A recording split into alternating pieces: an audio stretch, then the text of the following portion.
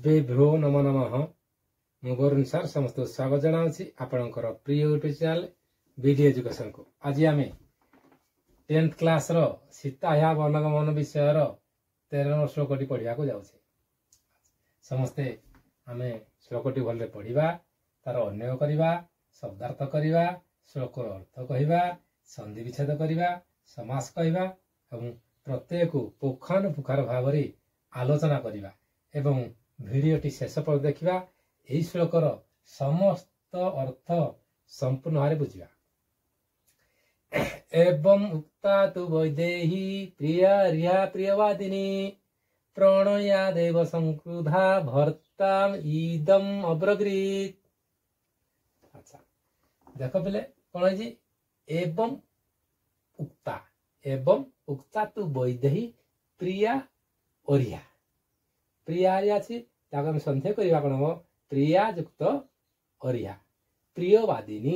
बोले या कह ना माँ सीता को कौन कह ना प्रियवादिनी मान से मधुर भाषिणी को कौन कह प्रियवादिनी। माँ सीता को कह कौन ना प्रियवादिनी।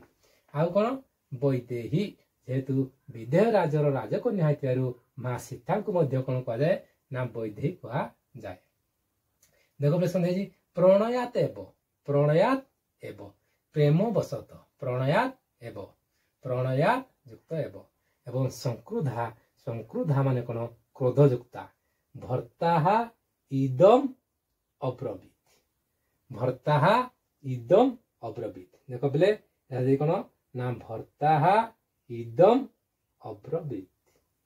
अच्छा देख कौन एवं उक्ता या अन्न करवा प्रिया प्रियवादिनी वैदेही एवं उक्ता प्रणयात संक्रुधा भर्तारम इदम अब्रवीति अर्थात एवं उक्ता माँ सीता एहीपरि भाव कौन मधुर भाषिणी माँ सीता एवं एहीपरि भाव ना संक्रुधा माने क्रोधयुक्ता होई बा कौन पाई ना प्रियवादिनी मधुर भाषिणी माँ सीता कौन कले एहीपरि भाषा प्रणयात प्रेम बसत क्रोध किपरि क्रोध दाकर ना प्रेम बसत क्रोध कहा कहले भर्ता माँ ये कौन कहले ना माँ सीता कहा कहले ना स्वयं रामचंद्र को एहीपरि भाव कहले। भर्ता मान कि ना स्वामी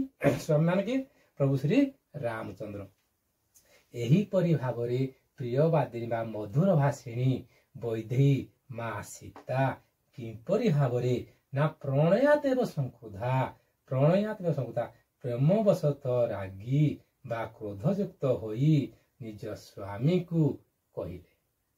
कौन कहले ना जेते बले कौन पाई से संक्रुद्ध बा प्रणयात माने प्रेम बसत रागिले कौन पाई ना जेते पूर्व श्लोक प्रभु श्री रामचंद्र कहते जे जेपरी मोर कथा को तुम लंघन करना सही परि भाव मोर कथा को मानिम। कारण प्रभु रामचंद्र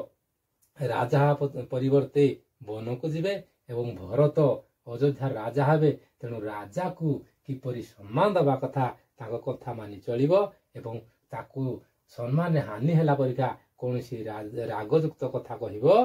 नाही। तेणु एहीपरि भाव जेतले माँ सीता को प्रभु श्री रामचंद्र कहिसंती से एठारे से कहिसंती कौन कहिसंती ना प्रेम बस्त रागी जाई प्रियवादिनी मधुर भाषिणी माँ सीता प्रभु श्री रामचंद्र को कहले। कौन कहले ना आम 14 नंबर श्लोक आम देखा। देख जे प्रिया माने प्रीतियोग्य प्रिया माने कौन प्रीतियोग्या प्रिया माने स्त्रीलिंग प्रिया माने कौन ना प्रीतियोग्या किए ना माँ सीता। आउ संक्रुधा कले क्रोधयुक्ता एवं प्रियवादिनी माने हित तथा मधुर भाषिणी प्रणयात माने प्रेम बसत एवं यदि आम श्लोकर अर्थ करवा मधुर भाषिणी प्रियतमा सीता को रामचंद्र एपरी कहिबारु से प्रेम बसत क्रोध प्रकाश करी स्वामी को एपरी कहले इदम अब्रवीत एपरी कहले। संधि विच्छेद करिया एवं उक्ता प्रिया युक्त अरिया प्रियारिया एवं प्रणयात